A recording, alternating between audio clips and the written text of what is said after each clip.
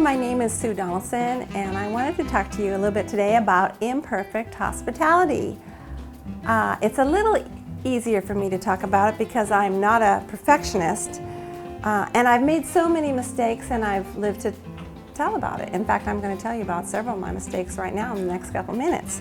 On the other hand, I do have a little bit of pride. I know I do because I get embarrassed if I've burnt the chicken again, or I just made purple chicken just a few minutes ago because I used the wrong ingredient, but I'm going to try to fix that before company comes in 2 hours. But I don't really want to have pride, and I know you don't either. And so I'm going to go ahead and talk about that and show you what I've done, and that, really no one has actually died at my table from my cooking, and so I think that should be an encouragement to you. I want to talk to you about it because I think people, oh no, there's the bread machine. Do you want that in it? Anyway, I just started the bread because I forgot to buy bread, so I'm making it in the machine, and that's another imperfect part of hospitality, but it should be done by 6:30, I hope. If not, we'll have it for dessert and have bread pudding.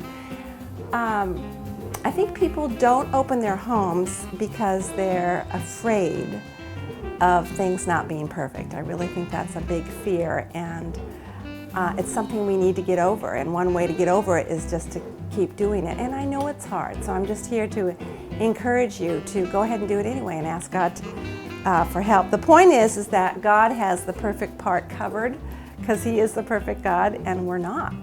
And so it's okay that we have to rely on Him and ask Him for help at the last minute or a week ahead of time, who knows. In fact, I want to say that there are actually benefits to making mistakes. And of course, I've learned this from experience, and benefits to experiencing failure. And I'm going to tell you a couple. Early in our married life, we invited the pastor and his wife for dinner, and I did try a new recipe, which I don't always recommend, but I thought, oh, I know how to cook, this should be easy, and I did change it a little bit. Also another thing I don't recommend, but I changed it, and it was a stuffed meatloaf, and I laid it all out, and I put the mozzarella on it and the chopped ham, and I rolled it up, and everything seemed fine, right? No. When I was serving it, I noticed at the table that it was really pink in the middle, and I thought, well, that's the ham. And then I realized when it was on the pastor's plate that it was raw in the middle. So I was embarrassed, and I started picking up everybody's plates quickly and saying, oh, I'm so sorry, and thank the Lord we have a microwave, and I was sticking it in the microwave. And dear Doris Keller, our pastor's wife, started talking about when they were first married and he was the pastor, and they invited people over for stewing chicken. And she didn't know what stewing chicken was, and of course it was so tough they couldn't eat, and these guests had to take them out for lunch afterwards. And at the time I was thinking, I don't know what a stewing chicken is either, Doris, but just please keep talking because the food isn't ready yet. And so that was a culinary fail, but they didn't care.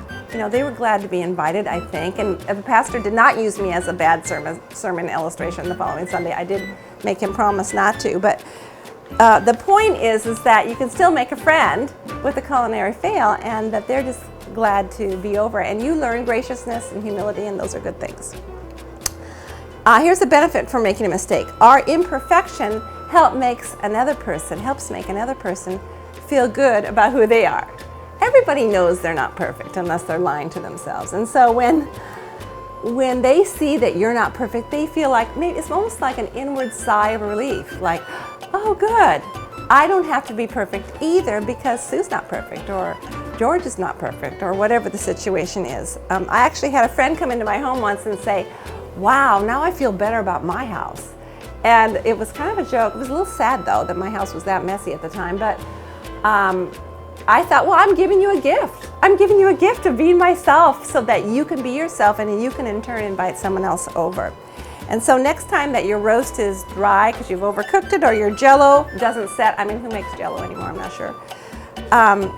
Or next time the coffee is weak, or your chicken is purple. But you can say, next time you have a fail, you can say, hey, this fail is my gift to you, because now you can feel comfortable in your own shoes, and please have me over for dinner next week, I'll come.